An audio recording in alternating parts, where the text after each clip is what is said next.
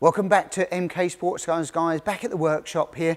What am I standing over? Well, this is car number 2, car number 65, driven by Matthew Booth.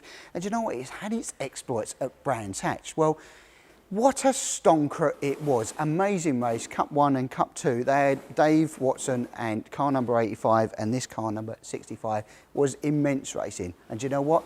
Let's head over now and see how they got on.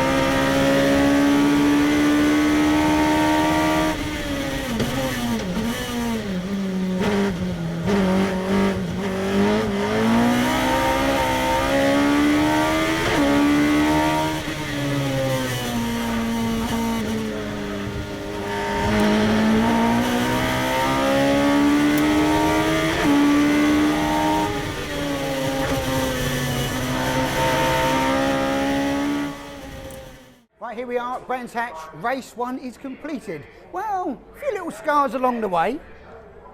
This happened at the start. Unfortunately, we got a little bit of rear end damage and a little bit of front end damage where Dave got shunted.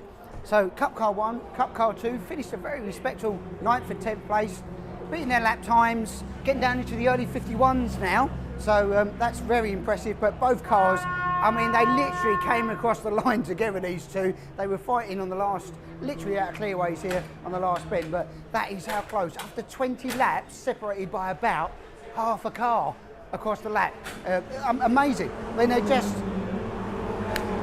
hit it out of the park. Dave, Matthew, great control racing. I wish this one was televised because it was absolutely, I mean, you could have got a piece of chewing gum between the two of these as they pinned it round all the way to 20 laps. Amazing cars. I've got to say, the booster engine, bang on. We had no temperatures, everything spot on. So both of them, we've got to do a little bit of repair on Cup car number 1. But do you know, that's superficial, and that's what fiberglass is for. Right away, put a new one on. So we get that sorted and we're getting ready for race 2.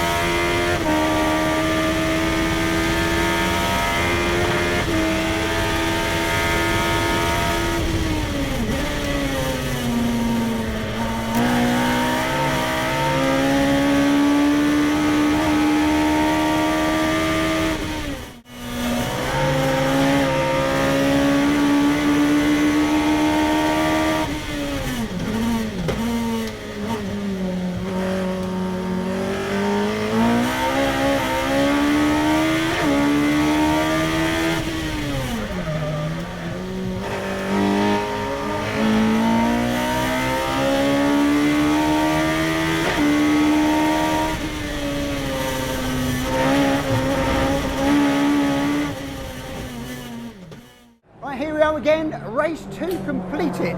Both Cup 1, Cup 2 finished, well, a marathon 20-minute race again here at Brands Hatch. Well, what can I say? Both cars, again, could have tied a shoestring between the two of them across the finish line. 9th and 10th finishing here, which is very respectable in the 51-second a lap, which was amazing, really. Both guys have improved their lap times the whole weekend. What was the difference between the two? Well, unfortunately, Dave got another little tag up the rear again, so it caused the damage. Maybe some little things going on there. But I've got to say, for the package, and Matthew will agree, both drivers have said, the car is unbelievable. Handling characteristics, predictability, drivability, the booster engine's strong, no problems with temperatures, no problems with anything. Also, the car is just getting, drive it. And the whole point of the Cup 200 car is reliability. You come here, you go out, you send it out for 20 minutes, you give it a spanner check, and guess what? You go again for race 2. That's the amazing thing. And we cannot wait for the next outing. Guess where we are? We're at Snetterton, guys, in October, and we hope to see you there. Right, well, what a stonking race.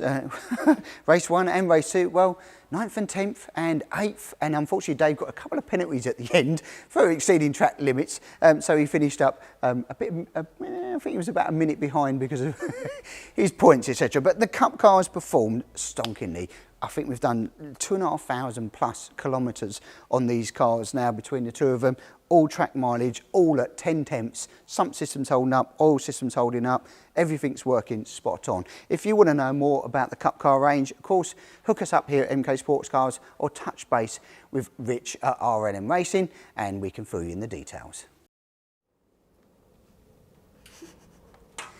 Can you tell where the hole is? Well, we've got a car in here, guys. It's a MK Indy R, a little 919 blading in here. Well, had a little incident, as in we had a conrod that didn't want to sit in the engine anymore and wanted to find an exit hole. Well, it found it, and it's right in here. So we've got a big hole inside the block. But customer wanted it dealt with, new engine to go in. So we've got another one here. And what we're doing is transferring all the good stuff from this one onto this one because of the sump system, the clutch spring set, we've replaced it in because they have a heavy duty clutch in there. There's a few little subtle differences that we've changed on this. As it's going to be refreshed, put in, and then it will go straight back into this hole.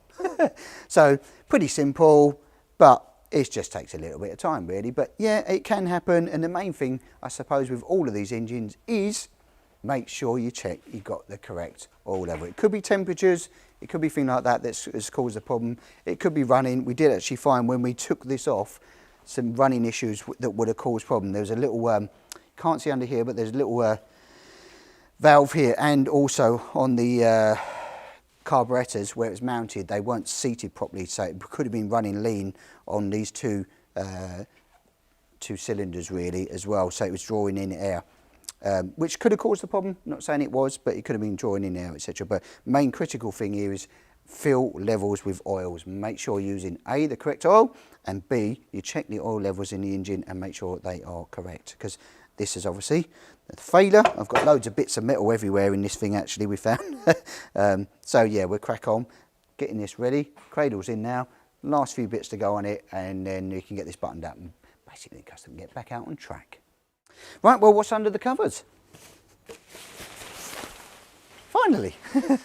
Right, something a bit different, exoskeleton car, obviously not a 7, which is what we usually have in the workshop here, but something a bit different. This car had, though, was something we were very familiar with. It had a hayabusa engine in here, Gen 1. It was supercharged. Customers brought it in, got some issues with it, mainly gear change. The gearbox, unfortunately, we think pretty much, it's a couple of the selector forks or etc. been damaged because the gear selection between third and fourth, etc. is not working or operational correctly. It did have a flat shifter. So with engines out, being dealt with, we've reached out to our partners, as we always do with RLM Racing, who are the top of the game booster specialists, and they're just going to look at that, take the engine apart, go for the bottom end, get that back here, and then we can bolt the supercharger back in. Unfortunately, we've got it out in record time, so we didn't get a chance to video it all. But what we will do is get a video of it all when it's back in, and maybe do some on board of this as well when we're doing the testing. But yeah, something a bit different to what we normally do, exoskeleton, MEV based thing. They're very, very light, but different to what we do. Obviously, minimalist bodywork. Not sure the wings do much on the front, but you know, they look cool. Yeah, it seems to be quite wide in the cockpit. Very funky, different kind of colour. And I'm sure I think it's somewhere with that supercharger just under 300 horsepower. So I'd imagine with that number, it's going to go like a missile. Yeah, that's going to be interesting to drive actually. I can't wait to see how we can get on with it. So yeah, chain driven as well, which is very different to what we normally do. Sprocket here, etc., which goes up because the engine is mounted as it would be in a motorbike, which is this way, whereas we mount longitudinally and definitely rather than this way. So it's something a bit different as well. But yeah, can't wait to get a little test drive in it. Right, here we are back on familiar territory with the MK Indy, British Racing green and yellow, very classic colours.